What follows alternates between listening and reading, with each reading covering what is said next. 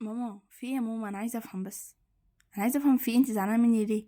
كمان بتسالي؟ ايوه يعني دي انا مصيبه طول اكبر. انت ما يعني عرفتش انا انت عملتي طول ايه؟ العزومه عماله اجيب لك انت وعماتي وخالتي ومرات عمه، امم عماله اجيب لكم الحلو والشاي وكله، ايه على بقى؟ راسي، حلوه قوي وجميله وديكي بتضيفي الناس وكويس قوي، ماشي، شاطره جدا. عملت ايه بقى عشان تبصي لي كده؟ عملتي ايه؟ اه. مرات عمك قاعده، وعمتك قاعده، وخالتك قاعده، وانا قاعده.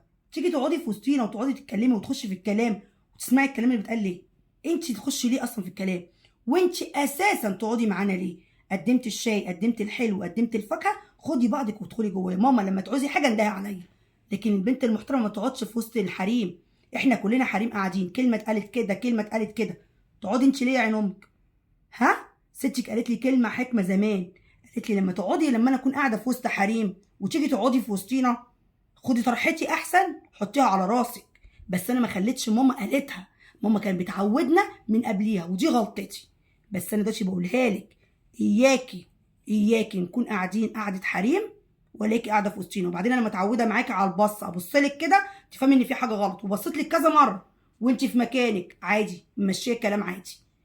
انت غلطانه ولا مش غلطانه؟ اه. غلطانه. غلطان. يبقى ما تتكررش لما يكون حريم قاعدين، ما تقعديش في وسط حريم. انت بنتي يا ماما، ما تقعديش في وسط الستات.